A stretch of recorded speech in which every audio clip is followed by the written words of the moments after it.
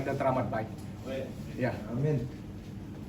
Tuhan ada di setiap musim hidup kita. Haleluya. Saya merasakan hadirat Tuhan yang luar biasa malam hari ini.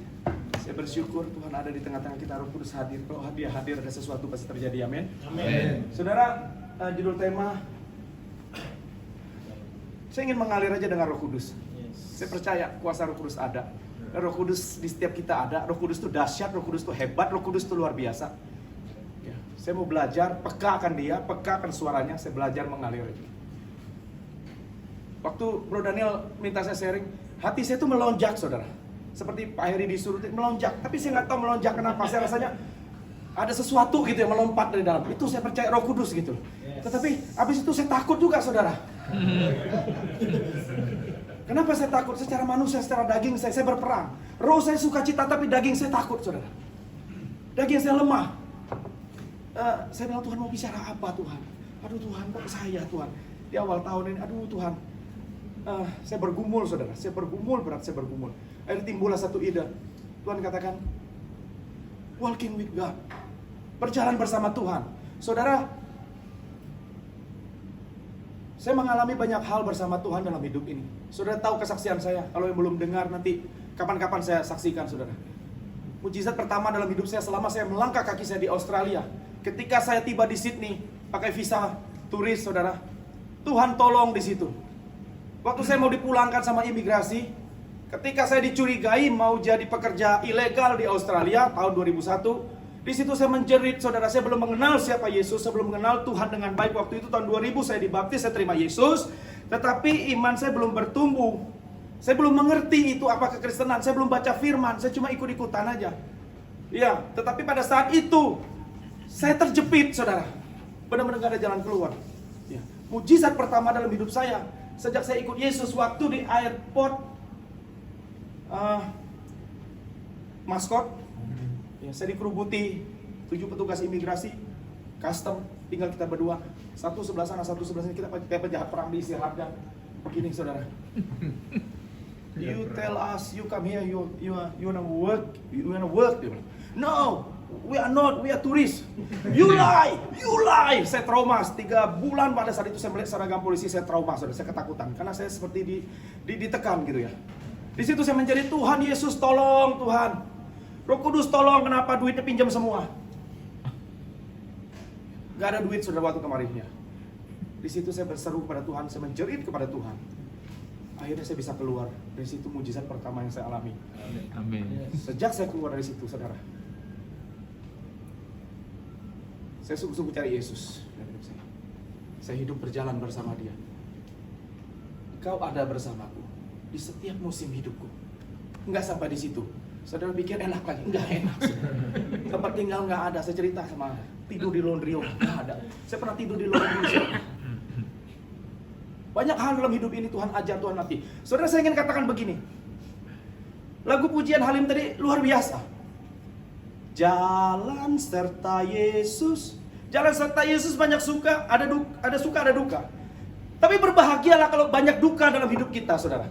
Saudara tahu kenapa banyak duka kita berbahagia? Disitulah pembentukan karakter kita. Pada saat kita berduka cita, kita banyak masalah, banyak persoalan dalam hidup ini. Dikatakan Bro Taufik tadi, ada yang menangis. Di situ Tuhan mau melihat hati kita, Tuhan mau bentuk karakter kita, mau kikis semua. Tapi pada saat saudara bersuka cita, tidak ada, Tuhan bisa bekerja, saudara. Pada saat bangsa Israel, Tuhan ingatkan begini. Pada saat engkau nanti sudah masuk tanah Kanaan, engkau sudah diberkati dengan kambing domba, lembu sapi, engkau akan mendirikan rumah-rumah yang bagus, engkau akan penuh dengan perak dan emas. Satu hal Tuhan minta, jangan apa? Lupakan aku. Saudara, pada saat kita diberkati, hati-hati. Saya ingin katakan malam hari ini kepada saudara, kepada saya, hati-hati. Cepat sekali kita untuk melupakan Tuhan. Tuhan bawa kita ke padang gurun itu untuk Tuhan katakan apa? Aku ingin melihat hatimu, aku ingin mencobai engkau. Mau melihat hatimu. Saudara, di padang gurun itu, pada saat di padang gurun itulah, saudara, kita dibentuk karakter kita, betul? Amin. Banyak masalah, bagus. Banyak persoalan, haleluya, puji Tuhan. Karena di situ, saudara, Kristen artinya apa? To be like Christ. Menjadi seperti Kristus, itu Kristen. Kristen itu adalah perubahan hidup. Kalau saudara dan saya datang ke Full Gospel ini, hidup saudara tidak berubah. Saya khawatir, saudara. Kita harus berubah. FGB Men harus berubah. Berubah menjadi serupa dengan Dia. Menjadi serupa dengan gambaran anaknya Yesus. Saudara, kalau saudara berubah, istri saudara di rumah lihat, anak-anak saudara lihat, wow, kok suamiku berubah, dia akan cerita. Saudara akan jadi berkat. Amin. Amin. Haleluya, saudara. Ciri satu utama orang yang dekat dengan Tuhan, orang yang berjalan, orang yang bergaul dengan Tuhan. Saudara, saya ingin kasih satu begini. Kalau hari-hari ini gampang sekali, saudara, hubunganmu dengan istrimu nggak baik, itu saudara jauh dari Tuhan. Saya ulangi lagi. Kalau hari ini ada hubungan kita suami istri yang kurang baik, kurang harmonis, kurang manis, itu saudara tidak berjalan dengan Tuhan, saudara tidak bergaul dengan Tuhan, saudara jauh dari Tuhan. Itu satu tanda. Kenapa? Tuhan itu kasih, Tuhan itu lemah lembut. Buah-buah roh, ingat Galatia 5:20. Tetapi kasih, damai sejahtera, sukacita, lemah lembut, kebaikan, kemurahan, 9 buah roh itu ada dalam Kristus. Ketika kita berjalan dengan Kristus, ketika kita bergaul dengan Kristus, otomatis kasih Allah itu ada dalam kita. Dampak pertama, orang yang kena kasih itu adalah istri kita. Saudara nggak bisa dibohongin. Kalau saudara penuh dengan Roh Kudus, penuh dengan kasih Allah, saudara akan mengasihi istri saudara. Saya alami, saudara, saya ini kasar. Asal saya ini orang kek lang, habis orang dicekek kita menghilang. Itu orang kek, saudara. Kasar, saudara. Kita dari kampung yang dididik keras sama orang tua. Nggak ada yang namanya kasih lemah lembut itu, nggak ada. Nggak ada. Kasar, saudara. Istri saya terkaget-kaget pas menikah dengan saya. Bentrok culture kita. Wah, dia dari Jakarta, saya dari Bangka. Bukan tuh sorok. Apa itu sorok laci bahasanya? Nggak nyambung, saudara. Nggak nyambung. Odol aja bisa berantem. Satu dari pantat, satu dari kepala, mencetnya ribut. Itu bukan culture, saudara. Jangan main-main, saudara. Tapi ingat, pada saat kita dijamah Yesus, hidup saya berubah. Saya jadi lembut, saudara. Lembut gitu. Tapi jangan lembut sama istri tetangga. Lembut sama istri sendiri, tegas sama istri tetangga. Ingat. Harus itu. Hati-hati pria, jangan lembut sama istri tetangga. Lembutlah sama istri sendiri, tegas sama istri tetangga. Jangan terbalik ya. Terbalik, finish hidup lo, selesai. You are finished, completely finished. Ya. Amsyong. Honghyang. Selesai. Keluar semua. Oke, kita masuk firman Tuhan sekarang. Kejadian pasal 6 ayat 9. Demikian firman Tuhan saya bacakan kepada saudara-saudara ibu di sini. Inilah riwayat Nuh. Nuh adalah orang yang benar. Tadi confirm. Pada saat saya mempersiapkan firman, Tuhan saya doa. Pak Heri berkali-kali bilang righteousness.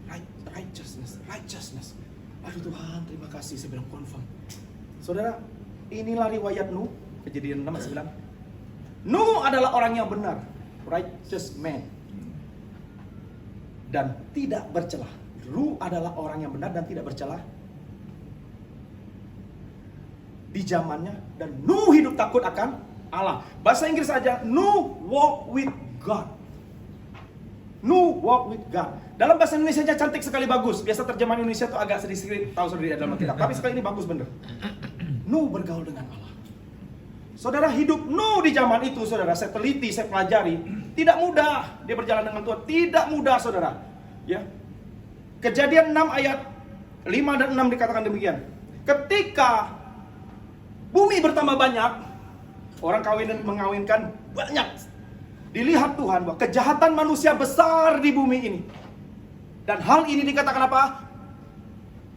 Tuhan menyesal menjadikan manusia. Saudara, Tuhan loh bisa menyesal menjadikan manusia. Ketika dilihat kejahatan manusia besar pada zaman Nuh. Saudara bisa bayangkan ya, saya mempersiapkan firman ini, saya baca-baca. Baru kejadian berapa lembar, manusia itu udah jahat. Kejadian pertama, manusia, Tuhan menciptakan langit dan bumi, belum berbentuk kosong, betul? Menciptakan segala binatang, laut dan segala isinya. Dan terakhir menciptakan manusia, lalu beristirahatlah Tuhan. Oke, baik. Dan Tuhan katakan, sungguh amat baik. Yang kedua, Tuhan ciptakan kejadian kedua, Taman Eden. Adam masuk ke situ, ya kan? Belum ada Hawa. Termasuk ujung-ujungnya Hawa juga masuk ke situ. Ketiga, mulai manusia jatuh dalam dosa. Kejadian ketiga, baru berapa lembaran kitab. Saya pikir-pikir, aduh kebangetan kita manusia ini. Kebangetan, sudah kebacut, orang Jawa bilang. Manusia, Adam dan Hawa itu jatuh dalam dosa. Kejadian ketiga. Kejadian yang keempat, saudara tahu? Seperempat umat manusia di bumi mati. Dibunuh. Sama Kain. Kan cuma 4. Ya seperempat penduduk dunia lah. Adam, Hawa, Kain, Habel. Kain bunuh Habel, seperempat musnah. Make sense logika? Benar? Kalau bisa 1 juta kan 250.000 amsyong.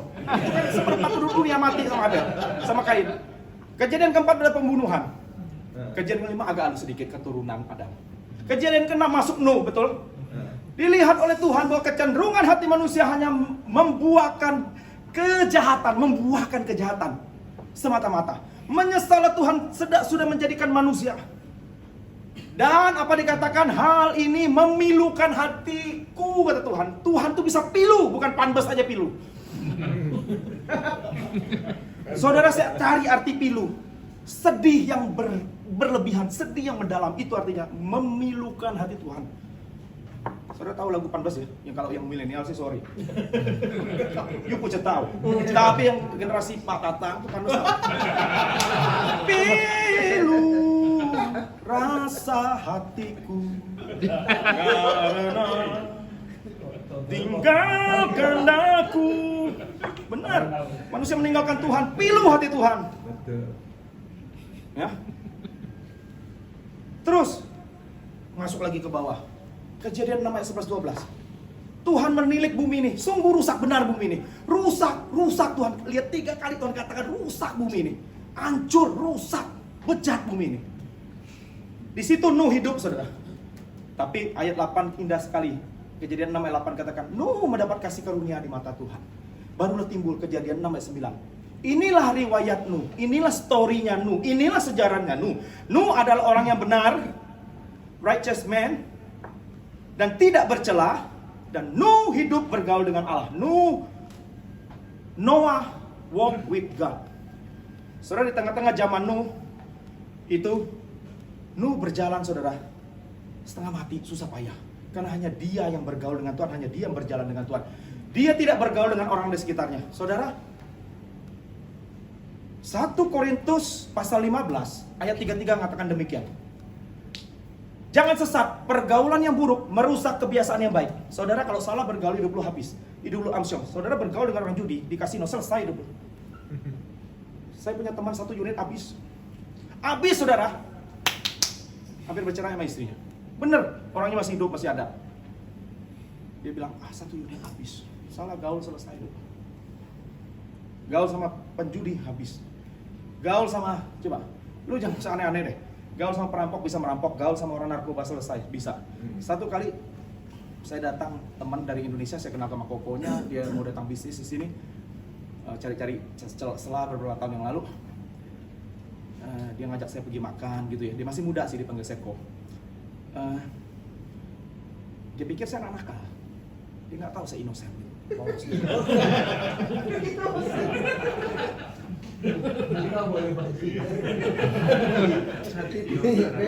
bingung juga. Dia tahu gini. Setelah selesai makan, saya ingat itu di restoran Albis. Ya, saya ingat berdua sama dia. Selesai makan, saya ngajak ketemu makan lah ya. Habis makan. Nah, kok, mantap nih ya. Kan nggak ada istri nih. Pulang nih. Kita cari tempat-tempat itu kok. Yuk. Waduh, ini kan nggak ada istri nih. Tempat-tempat. Hah? Di mana kok ada tempat-tempat? Sorry, saya bilang, saya nggak pernah ke tempat begitu. Tegas, saudara, harus tegas ya. Tegas, FGB man harus tegas begitu. Jangan lembut sama istri. Anda tegas. Yes. Oh, can help. Gitu. Selesai kelar itu kalau udah begitu. Saya bilang tidak. Habis itu dia nggak mau lagi berteman sama saya. Dia kayak kecewa gitu. Dia diam 1000 bahasa. Habis itu kita berpisah dan that's it. Gitu. Saudara, kalau kita hidup berjalan dengan Tuhan, bergaul dengan Tuhan, tidak mudah kita digoyahkan. Tapi chance jatuh ada. Orang Kristen bisa jatuh, bisa. Tetapi orang Kristen yang sungguh-sungguh, dia tidak bisa hidup dalam dosa. Artinya begini, waktu kita jatuh dalam dosa, contoh, kita nonton video pornografi. Pornografi itu kan nongol terus tuh, bisa kita baca, nongol anak 28 waiting for you. Ya, sampai kita kan your name apa? Ya kan itu pergumulan saudara. Benar ada sering nongol-nongol. Ya nanti ujung-ujungnya tekan. Waktu kita jatuh saudara ya. Awalnya enak. Tapi habis itu nggak bisa tidur saudara. Ada Roh Kudus ingatkan itu akan dosa. Itu kita nggak bisa tinggal dalam dosa. Selalu begitu. Kalau kita jatuh, kita bohong atau apa, Roh Kudus ingatkan kita. Kita aduh Tuhan. Selalu kita ngomong ampuni aku Tuhan. Itu orang Kristen tidak bisa sampai tinggal dalam dosa, bisa jatuh dalam dosa. Tetapi Nuh dikatakan dia Tuhan dapatkan begini. Ada 5 hal. Orang yang berjalan dengan Tuhan, orang yang hidupnya bergaul dengan Tuhan, ada 5 hal. Hidupnya jadi benar. Yang kedua, tidak bercelah. Yang ketiga, bahasa Inggris katakan New King James katakan New King James katakan gini. He just a man perfect in his time. Jadi Noah itu dari versinya King James dikatakan sempurna di zamannya dia. Jadi kalau kita bilang gini, ada nggak manusia yang sempurna? Nggak ada, saya setuju. Tapi firman Tuhan katakan, ada orang yang sempurna. Tuhan sendiri, firman Tuhan katakan, Nuh ada. Jadi intinya gini, orang dunia bilang memang nggak ada, tapi di mata Tuhan, Nuh itu sempurna loh, perfect dia bilang. Pertama, Nuh ditemukan benar. Kedua, tidak bercelah, tidak bercacat. Ketiga, dia perfect. Yang keempat, Nuh itu taat, saudara. Kenapa dia taat? Kejadian 6:22 katakan demikian. Nuh kan diperintahkan bangun bahtera, betul? Dan Kejadian 6 ayat 22 katakan, Nuh melakukan tepat seperti apa yang Tuhan perintahkan. Berarti dia taat. Saudara bisa bayangkan di zaman kuda ngigit besi, zaman jadul, zaman batu, zaman dulu itu. Mana ada ahli sih? Mana ada ahli orang gergaji apa? Nggak ada. Belum ada ditemukan alat-alat itu. Nggak ada kan? Baru itu ditemukan kapan? Pada saat Musa di padang gurun itu diketemukan Aholiab, Bezalel, benar diurapi Tuhan dengan keahlian, membuat kemah suci dan sebagainya. Itu baru Tuhan kasih keahlian. Tapi zaman itu nggak ada. Tetapi Nuh taat, saudara, untuk bangun sebuah bahtera yang gedenya notabene seperti lapangan bola, 3 tingkat, atas, bawah, dan tengah. Seperti lapangan bola itu kurang lebih bahtera itu gedenya. Panjangnya 170 meter, lebarnya 45 meter, tingginya 13 meter. Butuh waktu 120 tahun untuk bangun itu. Dan jangan salah saudara, orang yang taat, orang yang bergaul dengan Tuhan, berjalan dengan Tuhan, orang itu taat. Kenapa saya katakan taat? Orang di mana-mana bangun bahtera, bangun kapal di pinggir laut. Saudara setuju dengan saya? Ini Tuhan perintahkan ke gunung. Betul? Ikut Tuhan tidak bisa pakai logika. Ikut Tuhan kadang-kadang tidak masuk akal. Tapi kita taat aja jalankan. Kan orang-orang nggak tahu. Saudara, Nuh itu menderita loh. Saya katakan Nuh itu menderita. Kenapa menderita? Tiap hari orang bilang, Bapak lu tuh gila. Memang Alkitab nggak menceritakan. Tapi saudara coba renungkan firman Tuhan itu. Benar. Sintik Bapak bangun perahu ini. Tiap hari diolok-olok, tiap hari diejek-ejek. Bener? Tapi Nuh tahu, dia bergaul, dia berjalan sama Tuhan. I don't care what people say about me. I ignore, nggak pusing. Yang penting saya tahu. Saya bergaul, saya berjalan sama Tuhan. Saya percaya waktu bangun bahtera, saudara. Ini nggak di Alkitab ya. Saya cuman memprediksi aja gitu. Saudara tahu Tuhan itu kirim malaikat berlaksa-laksa mungkin beribu-ribu bantu Noah itu bangun. Karena dia nggak punya skill, nggak punya apa, nggak ada tools yang modern zaman itu. Dan yang dibangun tuh perfect loh. Sampai hari ini orang bangun kapal, buat perahu itu berdasarkan metodenya yang Nuh bikin itu. Nggak main-main, saudara. Bener. Founder pertama itu Nuh. Kalau bikin wine, founder pertamanya siapa?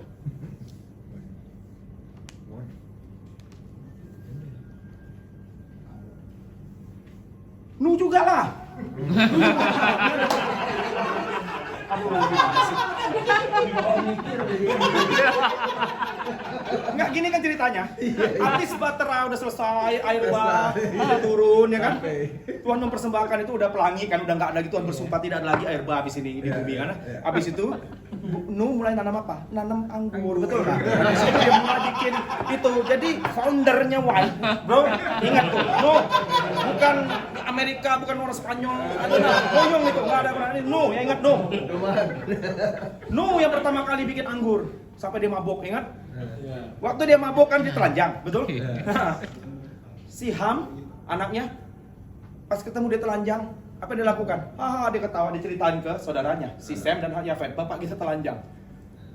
Dikutuk sama bapaknya, benar? Jadi Ham Syong dikutuk sama bapaknya. Keturunan Ham Syong. Kita ini keturunan Ham, saudara. Afrika itu keturunan Ham Syong semua kita ini. Maka itu kita butuh Yesus. Betul? Terus masuk lagi perjalanan orang yang bersama Tuhan. Kejadian 18, cerita Sodom dan Gomora sama, saudara. Sodom dan Gomora kejadian 18, Abraham. Ya, sama. Manusia jahat di hadapan Tuhan. Sodom dan Gomora. Betul? Nah, di situ waktu Tuhan datang bertemu dengan Abraham. 3 orang, ingat waktu dia duduk lagi panas terik di bawah pohon, dia melihat 3 orang menyongsong. Itu gambaran Tuhan bertemu dengan dia. Itu para teolog memprediksi bahwa itu adalah Bapa, Allah, Anak, dan Roh Kudus. Mereka bertiga datang mengunjungi Abraham. Dan disitulah dia katakan waktu mereka mau memusnah Sodom dan Gomora. Saudara tahu, orang yang bergaul dengan Tuhan, orang yang karib dengan Tuhan, orang yang berjalan dengan Tuhan, Tuhan itu, Abraham itu luar biasa. Saudara, waktu dia mau berpisah dengan Abraham 3 orang ini, Tuhan sendiri notabene, di situ katakan, Abraham berjalan bersama mereka untuk mengantar mereka menuju ke Sodom dan Gomora. Di situ Tuhan katakan apa? Apakah aku harus menyembunyikan persoalan ini? Karena aku akan membumi hanguskan Sodom dan Gomora. Saudara, orang yang bergaul dengan Tuhan, Tuhan tuh nggak tahan hatinya. Tuhan itu akan ngomong, akan bicara apa yang terjadi ke depan. Ya. Disitulah Tuhan doa syafaat Abraham. Betul? Di situ Tuhan Abraham ngomong, Tuhan, apakah engkau akan membumi hanguskan kalau ada 50 orang benar di sana? Tuhan katakan, aku tidak akan membumi hanguskan kalau ada 50 orang benar di sana. Aduh, Tuhan ampuni saya Tuhan kalau sekali ini. Kalau dikurang 5, Tuhan bagaimana? 45. Aku tidak akan bumi hanguskan. Doa syafaat Abraham pada saat Sodom dan Gomora di bumi hanguskan. Yang ketiga kali, Tuhan 40 gimana? Tidak akan ku bumi hanguskan. Tuhan sekali ini aja Tuhan, 30 gimana? Tetap nggak bisa aku hanguskan kalau ada 30 orang benar kutemukan di Sodom dan Gomora. Aduh Tuhan, 20 gimana? Kalau ada 20 pun aku tidak akan bumi hanguskan. Tuhan sekali ini lagi ya Tuhan ya, 10. Habis itu lari Tuhan, karena kalau nggak kurangin 5 lari. Betul? Karena di situ cuma keluarga Lot, hanya berempat. Lot, istrinya dan 2 anaknya. Kalau ditawar terus, nggak jadi Tuhan hukumnya. Selesai, Tuhan langsung hilang. Kamu, saudara di sini ya, ingat. Sebagai pria, kita tuh imam, nabi dan raja. Betul? Tugas imam salah satunya berdoa. FGB men, tugas kita salah satunya yes, be strong in the Lord. Haleluya. Yes.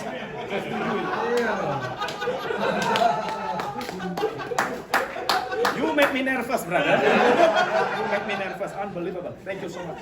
Haleluya. Kita harus jadi berdoa, saudara. Menjadi pendoa syafaat. Abraham itu berdoa. Saudara, the power of prayer itu kayak luar biasa gitu powernya. Abraham bisa negosiasi sama Tuhan. Tuhan tuh mau ngancurin sesuatu sama Abraham. Kenapa? Abraham bergaul dengan Abraham. Sekarang kalau saya hopeng sama Bro Evan, ada nggak berani, aduh bro jangan begitu bro. Kita hopeng sama Tuhan, teman dekat. Jadi kita bisa ngobrol-ngobrol, masih bisa negosiasi, masih bisa atur gitu loh. Tapi bukan yang atur yang begitu, yang ini ya atur ya. Bukan ini kebenaran maksudnya, benar gitu loh. Bukan maksudnya itu. Saudara, sampai segitu hubungan Abraham ya dengan Tuhan nggak tahan, saudara. Kalau hidup kita berjalan dengan Tuhan, bergaul dengan Tuhan, Tuhan tidak tahan. Apapun yang terjadi ke depan Tuhan kasih tahu, saudara. Apakah aku harus menyembunyikan persoalan ini dengan Tuhan? Dengan Abraham. Sampai Tuhan itu, kalau nggak dikasih tahu pun nggak masalah kan? Tapi Tuhan nggak tahan, saudara. Wah, dahsyat saya baca. Tuhan, saya bilang, luar biasa. Terus pertanyaannya begini. Apakah sampai di sini? Dari kejadian-kejadian yang terjadi ini manusia ini jahat di muka bumi. Apakah tahun kasih karunia setelah Yesus mati di kayu salib ini semua selesai? Maka ada ayat mengatakan Abraham 1:5 misalnya. Maka lemah lembutlah penduduk dunia sekarang. Baik-baiklah penduduk sekarang, manis-manis semuanya. Maka Tuhan bersuka cita melihat penduduk dunia ini. Ada ayat seperti itu? Tidak ada. 2 Timotius pasal 3 ayat 1. Firman Tuhan katakan begini. Ketahuilah, pada akhir zaman akan datang masa-masa yang sukar. Betul? Pernah dengar ayat itu? Orang akan mencintai diri sendiri. Orang akan menjadi hamba uang. Orang akan membohong, pendusta, garang, suka pemarah, tidak tahu berlaku baik, tidak menghormati orang tua, suka memfitnah. Coba saudara baca. Saudara, kalau saya ngomong firman begini, saudara selidiki benar apa enggak? Tolong lihat gitu loh, jangan sampai salah saudara angkat tangan, saudara salah itu gitu. Jangan dengar saudara. Baca-baca gitu. Harus diuji juga saudara, biar kita sama-sama ini, jangan saudara itu tahu saya salah gitu kan nggak bagus. Harus saudara selidiki benar nggak dia ngomong itu, cek firmannya benar kan? Ya kan? Taat. Firman Tuhan katakan gini. Pada hakikatnya mereka menjalankan ibadahnya, tapi mereka memungkiri kekuatannya. Salah satu saya percaya ini orang-orang Kristen juga, saudara. Kristen akhir zaman yang tidak bertobat sungguh-sungguh modelnya begini. Mereka beribadah, pergi ke gereja, tapi hidupnya tidak ada perubahan. Dia tidak berjalan bersama Yesus, dia tidak bergaul bersama Yesus. Hidupnya seperti itu. Roma 3 ayat 10, 11, 12 sampai 18 panjang tuh, saudara. Firman Tuhan berkata begini, tidak ada yang benar. Satu orang pun tidak ada. Tidak ada yang berakal budi, tidak ada yang mencari Allah. Semuanya sudah bobrok, semuanya sudah bejat. Itu keadaan manusia pada akhir zaman. Saat ini kita tinggal, saudara, sama dari zaman Adam, Hawa jatuh sampai hari ini. Kejahatan manusia tetap sama. Modelnya sama, bahkan tambah parah. Saudara bilang Sodom dan Gomora udah nggak ada lagi itu di bumi. Ada nggak di sini? Kapan itu bendera ayam? Ting-dang ting-tong ting-tang ya berjalan-jalan saudara nonton, ajak keluarga bangga gitu lihat. Gitu. Yang pawai gitu kan. Ada di sini kan. Itu kan Sodom dan Gomora. Gara-gara itu kan Tuhan murka kan. Ada. Bahkan lebih ganas lagi, lebih dahsyat lagi kita hidup hari ini. Kalau kita tidak berjalan bersama Tuhan, kalau kita tidak bergaul dengan Tuhan, digilas habis kita, selesai kita. Karena perjuangan kita bukan melawan darah dan daging. Perjuangan kita tuh melawan roh-roh di udara. Musuh kita tuh tidak kelihatan, saudara. Chance untuk jatuh tuh tinggi sekali kita. Maka itu saya bersyukur ya, saudara ada di sini. Saudara ada di tempat yang tepat. Saudara ada di hadirat Tuhan itu. Saudara ada di tempat yang tepat. Tidak salah, saudara. Saya garanti tidak salah. Di sini Bro Taufik katakan kita saling membantu, saling mendoakan. Itu betul. Itu betul. Itu gereja mula-mula kisah para rasul seperti itu. Cuma belum ada yang jual rumah. Yang nggak ada. Kisah para rasul kan jual rumah. Kita belum. Tapi ya, milikmu belum sampai di situ. Tapi saya percaya. Saya percaya satu kali bisa terjadi. Kapan itu terjadi? Oh, jangan main saudara ketawa ke TV. Saya bener saya ngomong, bisa terjadi. Kapan itu terjadi? Pada saat penganiayaan terjadi. Coba ISIS diizinkan masuk. Jual masuk dan ayo kita sama-sama. Bener? Coba ISIS masuk dari Syria, ngamuk di sini. Kayak tempo hari. Ada nggak Pak Johnny? Ada harga rumah berlaku nggak kalau mereka udah masuk? Nggak ada. Saudara bilang jual-jual bagi-bagi saya garanti. Bener? Iman timbul karena dua hal Alkitab mencatat. Pertama lewat pembacaan firman Tuhan. Roma 10:17 katakan, iman timbul dari pendengaran akan firman Tuhan. Yang kedua lewat penganiayaan. Di mana ada penganiayaan, di situ gereja bersatu. Kalau mau gereja sini bersatu, aniaya udah datang tuh. Hancur-hancuran bersatu gereja. Di Indonesia, pada saat penganiayaan terjadi gereja bersatu. Memang firman Tuhan ya dan amin. Lewat pembacaan firman, lewat penganiayaan. Itu iman timbul. Amin. Amin. Haleluya. Jadi kalau kita hari-hari ini menghadapi masa-masa sukar, ingat firman Tuhan berkata 1 Korintus 10:13 berkata demikian, pencobaan yang kau alami ialah pencobaan biasa. Tidak melebihi Kekuatanmu apabila engkau dicobai, Tuhan akan memberi jalan keluar sehingga engkau dapat menanggungnya. Tapi satu syaratnya, Pak. Ini syaratnya ini. Kalau kita berjalan dengan Tuhan, kalau kita hidup takut Tuhan, kalau kita bergaul dengan Tuhan. Tapi kalau kita tidak bergaul dengan Tuhan, ayat ini jadi ganti. Pencobaan yang kau alami ialah pencobaan yang luar biasa, yang melebihi kekuatanmu. Apabila kau dicobai, amsyong kau. Kenapa? Kau tidak mengandalkan Tuhan. Jadi ayat ini berlaku pada saat kita berjalan bersama Tuhan. Baru kita kuat menanggungnya. Kenapa? Bukan kita, ada Yesus, ada Roh Kudus yang bersama kita. Amin. Haleluya. Saya minum dulu.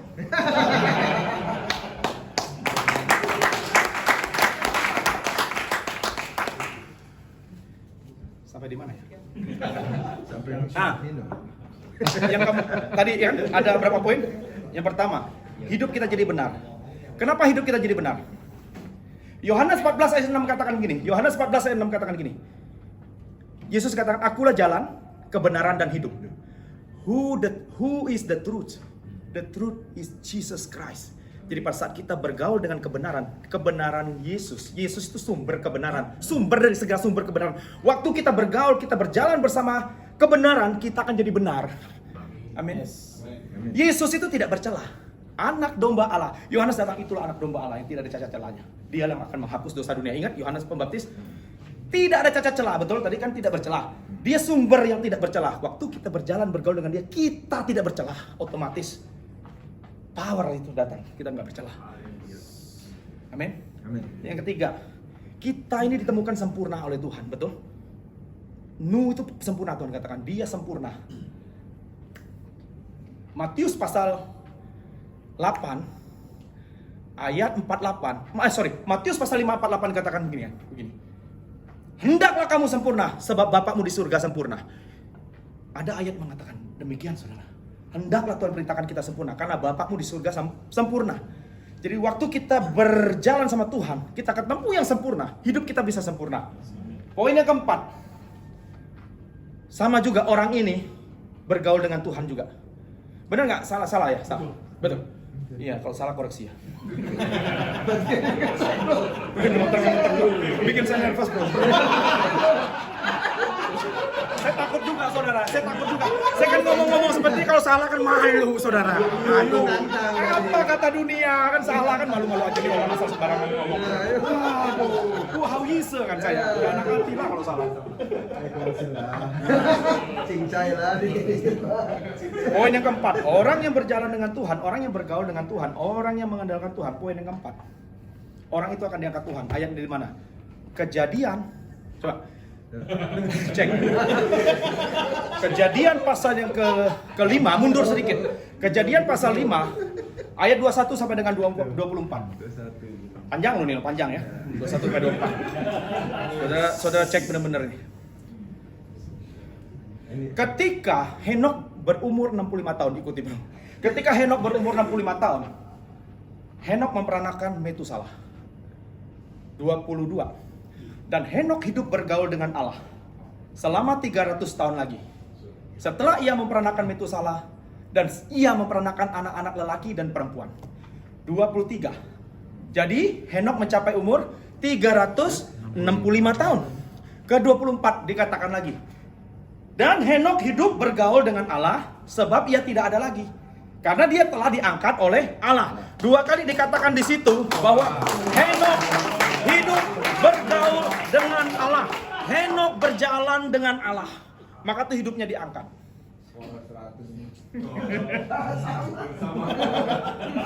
Saudara, dengar baik. Dengar baik. Kita tidak usah angkat diri dalam hidup ini. Nggak usah ngangkat diri, nggak usah. Ada waktunya Tuhan promosikan kita, angkat kita diangkat. Terserah saudara mau di lembah mana Tuhan angkat Daud.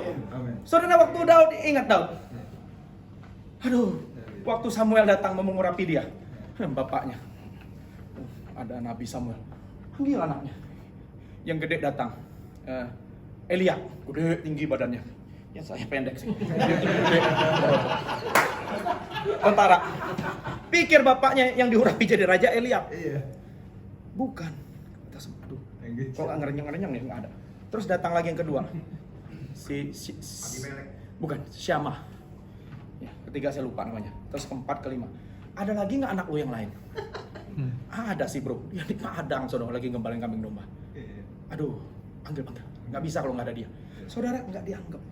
Dalam hidup ini kadang-kadang kita nggak dianggap. Tapi Tuhan itu melihat loh dari jauh, Daud itu. Ya. Promosi datangnya dari Tuhan. Nggak usah cari-cari saudara. Kalau sudah angkat, saya bilang tadi, kalau Tuhan sudah buka pintu, tidak ada yang menutup pintu. Tapi kalau Tuhan tutup pintu, amsyong loh. Selesai loh. Kelar hidup lo, kelar udah. Amin. Promosi datang dari Tuhan, siapapun kita, Tuhan nggak peduli. Kalau kita jalan bersama Tuhan, kalau Tuhan mau angkat. Ingat pada zaman Soeharto, saya ingat itu. Zaman Soeharto. Zaman Soeharto orang yang ingin bergaul dengan Soeharto, betul? Kalau saudara hidup zaman itu, Pak Tatang, tahu dah pingin bergaul sama Soeharto. Semua orang tuh pingin dekat dia, dapat proyek, dapat jabatan, betul? Hah?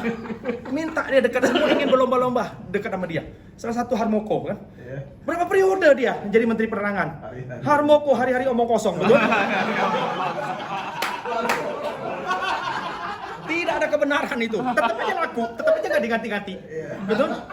Semua ada pingin dapat jabatan. Dia cuma wartawan doang, hari-hari ngoceh aja begitu. Duit mana? Kalau saudara dekat Yesus, that's it. Tapi saya ingatkan saudara, ikut Yesus, saya tidak jamin saudara jadi kaya. Saya harus katakan itu. Itu haknya Tuhan, hak prerogatif Tuhan. Kalau bikin lu diberkati secara keuangan, finansial, itu haknya Tuhan. Berarti Tuhan mau pakai keuanganmu untuk memberkati pekerjaan Tuhan, untuk memuliakan Tuhan. Amen. Tapi tidak semua orang diberkati soal itu. Saya nggak berbicara soal itu. Saya tidak jamin soal itu. Tapi soal kita, setiap kita dipakai Tuhan, saya jamin masing-masing kita punya talenta, punya anugerah sendiri dipakai Tuhan, masing-masing kita untuk memfulfill rencana Tuhan, masuk dalam rencana Tuhan. Ya, semua dipakai. Orang-orang yang berjalan sama Tuhan semua dipakai Tuhan. Yusuf, saudara Yusuf itu luar biasa. Kapan digenapi mimpinya? 13 tahun. Tapi dalam proses menjalankan dia menjadi Perdana Menteri itu babak belur saudara. Tapi yang hebatnya kalau dia gagal sama istri Potifar, selesai juga hidupnya. Kelar dia, nggak jadi Perdana Menteri. Saudara, kekudusan itu penting. Di dalam kebenaran tadi mengandung kekudusan, mengandung kemurnian hati, mengandung motivasi, semuanya benar. Karena dia benar. Jadi kita tuh benar jadinya saudara. Yang keempat itu tadi dikatakan hidup kita diangkat. Yang kelima, aduh saya lupa. Sebentar yang kelima. Kok jadi lupa saya? FGB man. Be strong in the Lord. FGB man. Sebentar ya, kasih saya ini memori saya hang. Minum. Tuangin teh lagi. Kebenaran tidak bercela. Kita jadi sempurna. Kita diangkat. Aduh kok gone ya? Sebentar. Bersambung. Drakor dong. 2 minggu lagi. Blank sih. Ada nggak yang kelima ya? Sebentar, ada nggak yang kelima ya? Jangan nggak ada lagi. Ya udah cukup sampai di situ aja deh. Kayaknya nggak ada. Amin. Ya. Jadi intinya kesimpulannya gini, bagaimana kita bisa bergaul, kita bisa berjalan bersama Tuhan. Satu kuncinya, Matius 5 ayat 6. Bukan. Matius 5 ayat 6. Itu juga iya termasuk. Matius 5 ayat 6 gini. Berbahagialah orang yang haus dan lapar akan kebenaran, karena mereka akan dipuaskan. Sekali lagi kebenaran, Yesus itulah kebenaran. Tadi Amsal 21:21 tuh. Kejarlah kebenaran. Artinya kejarlah Yesus, itu loh bahasanya. Kejarlah Yesus, karena engkau akan memperoleh kebenaran, penghormatan. Itu. Dan kemuliaan, kejar Yesus. Kemuliaan, kehormatan tuh akan menjadi bagian kita. Enggak usah cari-cari kemuliaan, enggak usah cari-cari penghormatan. Orang akan menghormati saudara, ada Yesus dalam saudara. Percaya dengan omongan saya. Dengan kehadiran saudara, orang itu rasanya aduh, seperti hadir Tuhan sendiri. Ada Yesus dalam kita. Amin. Amin. Milikilah roh haus dan lapar akan kebenaran. Ya. Matius 4:4 katakan gini. Waktu Yesus dicobai di padang gurun. Ada tertulis, manusia hidup bukan dari roti saja, tetapi dari setiap firman yang keluar dari mulut Allah. Kita hidup nih bukan dari martabak itu saudara. Bukan dari nasi-nasi ini yang kita makan. Kita tadi saya dengar nasi ini kita. Itu betul, satu sisi daging kita hidup dari situ. Tapi Matius 4:4 katakan manusia hidup bukan dari nasi roti saja, bukan. Dari hoklopan itu mata, bukan. Haleluya. Apa dikatakan? Tapi dari setiap firman yang keluar dari mulut Allah, kita hidup dari situ. Bukan makan-makan aja, bukan. Saudara lihat kiri kananmu, banyak yang gininya ngelentung. Jasmani kita pelihara. Kenapa rohani kita enggak? Kasih makan dong rohani, kasih makan firman. Baca firman. FGB man, be strong in the Lord. FGB man, be strong in the Lord. Baca firman saudara. Makan tuh firman ya. Jiwa kita butuh, roh kita butuh firman, bukan tubuh kita aja. Tiap hari. Habis ngopi di mana ya? Itu yang kita pikirkan. Betul itu satu sisi. Memang Salomo mengatakan sih di Amsal. Kesukaan manusia, makan, minum dan bersukaria. Betul. Salomo mengatakan itu karena pengalaman hidup dia. Tetapi firman Tuhan katakan Matius lain. Manusia hidup bukan dari roti saja, tapi dari setiap firman yang keluar dari mulut Allah. Yohanes 1:1 katakan pada mulanya firman. Firman itu bersama-sama dengan Allah dan firman itu Allah sendiri. Kenapa kita nggak makan firman Allah? Supaya kita kuat. Saudara, saya ngomong begini, bagaimana saya bisa ngomong begini? Ayo. Saudara bingung kan? Saya orang nggak sekolah. Ya sekolah sih, S3, PhD. SD, SMP, SMA. Lulusnya bagus. Ya tapi nggak ngelanjutin lagi, ya udahlah, udah mentok kan. Tinggal nunggu profesor aja, Pak Adam kasih itu profesor. Yang itu harus kausa itu 25 tahun ngabdi ke satu lembaga atau apa dapat profesor kan gitu. Dari mana bisa bicara seperti ini? Dari hasil baca firman, merenungkan. Renungkan itu firman siang dan malam selama seminggu nih saya renungkan sambil kerja motong rumput. Yalah, apalagi ini saya renungkan firman Tuhan. Itu jadi begini saudara, bisa renungkan. Baru saudara praktekkan. Habis praktekkan, bagikan. Sekarang saya membagikan firman, ya kan? Artinya membagikan. Prakteknya sih belum. Udah lompat dulu. Ya kan? Saya mesti, kalau membagikan kan saya mempraktekkan kan harus ketemu orang pribadi, injili itu baru praktek. Lain lagi kasusnya kan. Kalau hari ini kan saya membagikan, ya kan? 4M. Membaca, merenungkan, membagikan. 5M sih, hafalin gitu ayat firman Tuhan. Nah, kenapa kita mesti penuh dengan firman? Ya. Tadi bro bagus, bantu saya dia. Matius 6:33. Yang pertama Matius 5 ayat 6. Ya. Berbahagia orang haus dan lapar. Kita harus haus, saudara. Harus haus dan lapar. Jadi gini, cari Tuhan itu ingin ketemu Tuhan seperti kita mau cari makanan dan minuman. Saudara ingat tuh, nasi kapau ya di Beverly Hills. Oh kita ketemu di situ. Seperti itu. Mungkin saudara tinggalnya di ujung kulon jauh sana. Nggak apa-apa kita cari. Kita mau makan itu seperti itu. Bon appetit gitu. Gitu pingin itu sampai segitunya. Sampai gambarkan itu haus dan lapar. Haus akan apa? Akan Roh Kudus. Lapar akan firman Tuhan. Penuh dengan firman, penuh dengan Roh Kudus itu satu combine, nggak bisa dipisahkan. Saudara penuh dengan firman harus penuh dengan Roh Kudus. Amin. Kenapa harus penuh dengan firman? Saya ibaratkan gini. Kenapa kita harus penuh dengan firman? Kalau ada habis, nggak apa-apa. Gelas saya ini, thank you bro Arman. Gelas saya ini diisi air penuh, itu anggap firman Tuhan. Kalau gelas itu saya squeeze, keluarnya apa? Firman, betul? Kalau tekanan dalam hidup ini kita banyak tekanan, banyak masalah, ya, thank you bro, Kamsia, ban Kamsia. Dapat firman. Saudara, ini anggap kita penuh dengan firman, betul? Waktu masalah datang, squeeze kita, penyakit datang, nggak ada obatnya mungkin, apapun itu, persoalan, apapun itu yang saudara katakan yang namanya persoalan masalah, ini menghimpit kita, squeeze. Waktu saudara squeeze, ini yang keras sih. Bukan, dia akan meluber keluar, yang keluar firman Tuhan. Betul? Tapi kalau saudara penuh hidup saudara dengan kepahitan, kebencian, kedengkian, yang keluar waktu di squeeze masalah datang, saudara pahit mulut saudara keluar. Keluar caci maki, keluar apa? Itu bedanya saudara. Kalau kita penuh firman, yang keluar itu firman, Tuhan akan ingatkan. 1 Petrus 5:7. Saya khawatir hidupnya. Banyak persoalan, banyak masalah. Tuhan ingatkan 1 Petrus 5:7. Serahkanlah segala khawatirmu kepadaku, karena aku yang memelihara engkau. Tenang lagi, kita aman. Penuh dengan firman saudara. Matius 6:33. Carilah dahulu kerajaan Allah dan kebenarannya. Maka yang lain-lain itu, yang dicari-cari dunia, ayat di atas itu, apapun itu, pakaian, makanan, minuman, dan sebagainya yang dicari bangsa-bangsa, ditambahkan kepadamu. Ditambahkan, tapi itu urusan Tuhan mau nambahkan apa tidak. Berapa banyak yang ditambahkan, itu urusan Bapa. Jangan urusan kita cari dahulu kerajaan Allah. Nah, apa itu kerajaan Allah? Aduh, banyak sekali. Saudara bingung nggak dengar saya ngomong? Apa itu kerajaan Allah? Roma 14 ayat 17, Roma 14:16. 14:17, Roma 14:17. Kerajaan Allah itu bukan soal makan dan minum. Lagi ditekankan, bukan soal makanan dan minuman. Tapi soal apa? Kebenaran, lagi-lagi righteousness. Kerajaan Allah bukan soal makanan dan minum, tapi soal kebenaran, damai sejahtera dan sukacita oleh Roh Kudus. Urusan dengan Tuhan itu damai sejahtera dan sukacita. Kalau tidak ada damai sejahtera, tidak ada sukacita, itu bukan dari Tuhan. Apapun saudara dapat proyek, saudara jantungnya berdebar-debar, itu bukan dari Tuhan, nggak ada damai. Ukurannya segala sesuatu yang dari Tuhan, damai sejahtera dan sukacita.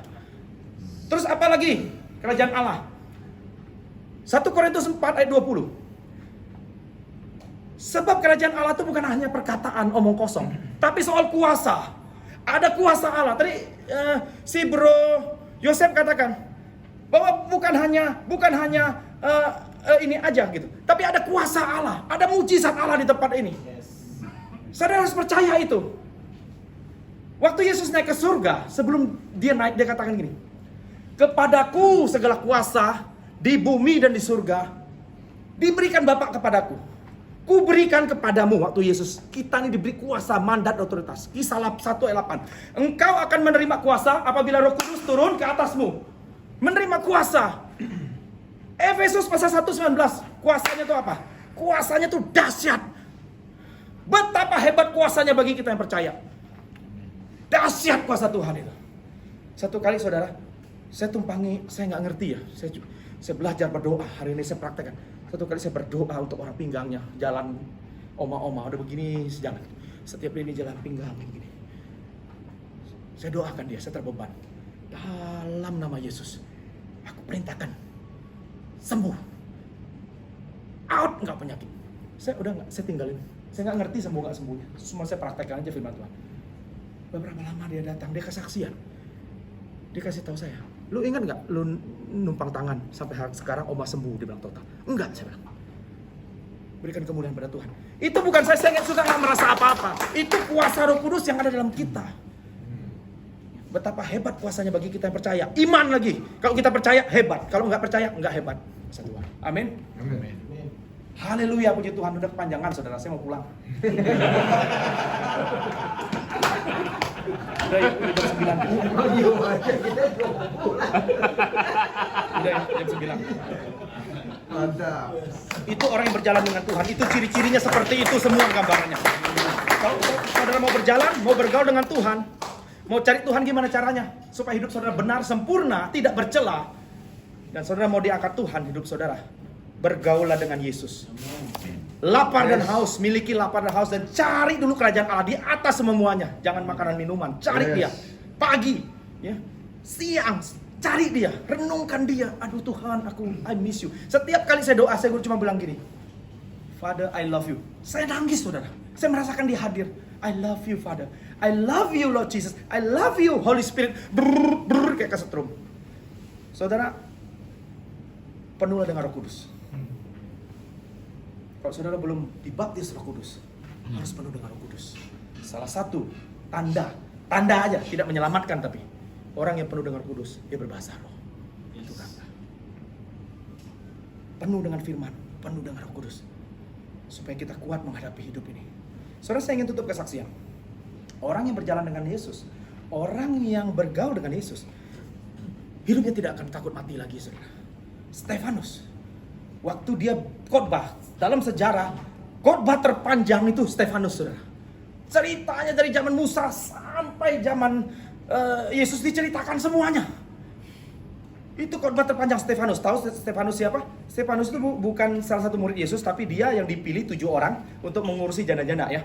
Tapi Stefanus dengan dikatakan dengan diurapi roh, dengan penuh Roh Kudus, dia berkhotbah. Saudara, waktu dia dirajam batu, mau dilempar batu, dia lihat Yesus duduk sebelah kanan Allah, betul? Waktu orang rajam dia dengan batu, Saya percaya, saudara. Yang dilempar itu dia rasakan kayak roti gitu. Kenapa? Dia lihat Yesus gitu. Dia nggak ada kesakitan lagi. Saudara, saya ingin tutup dengan kesaksian malam hari ini. Nah, mungkin saudara-saudara pernah dengar orang yang berjalan dengan bersama Yesus, orang yang hidup takut akan Tuhan. Saya minta mungkin Bro Wiwi atau siapa bisa ngiring keyboard. Ya. Satu kali di desa terpencil di sebuah negara di India, ya, ada hidup satu orang keluarga. Mereka terima Yesus, mereka percaya Yesus, satu keluarga. Ya. Kedengaranlah kepada kepala desa pertobatan mereka. Tahu sendiri di India, ya, agama, ya, itulah, ya. Saudara, kepala suku ini atau kepala desa ini kumpulkan orang-orang desa. Mereka ambil itu satu keluarga, bawa di alun-alun. Dia bilang begini kepada bapak itu, kalau engkau tidak deny Jesus, kalau engkau tidak sangkal Yesus, surely keluargamu kami bunuh. Saudara, bapak ini nggak bisa berbuat apa-apa, tidak bisa berbicara apa-apa, saudara. Dia cuma tahu satu hal, waktu dia bertobat, dia ciptakan lagu dia nyanyikan, saudara. Dia cuma bernyanyi. Rowi, I have decided to follow Jesus. I have decided to follow Jesus. I have decided to follow Jesus. No turning back, no turning back. Dia nyanyi lagu itu, saudara. Dia ciptakan. Kalau saudara pernah dengar lagu itu, bapak ini yang ciptakan. Dua anaknya dibunuh, Jess mati. Kepala desa bilang, saya beri kamu satu kesempatan lagi. Kalau engkau tidak tolak Jesus, kalau engkau tidak deny Jesus, istrimu kami bunuh. Dia bernyanyi lagi, saudara. Dia tidak bisa lakukan apa. Kalau tidak ada satu orang pun, dia bilang lagu itu yang mengikut aku tetap iring Yesus. Don't go with me, still I will follow. Don't go with me, still I will follow. Don't go with me, still I will follow. No turning back, no turning back. Yang terakhir, saudara, 52 menit. kesempatan yang terakhir untuk dia. Kepada desa ini katakan, sekarang giliranmu. Kalau engkau tidak deny Jesus, engkau akan mati juga. Bapak ini nggak bisa bicara apa-apa, dia cuma bernyanyi.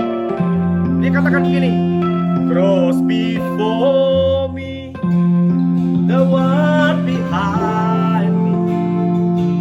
Cross before me, the one behind me. Cross before me, the one behind me. No turning back, no turning back.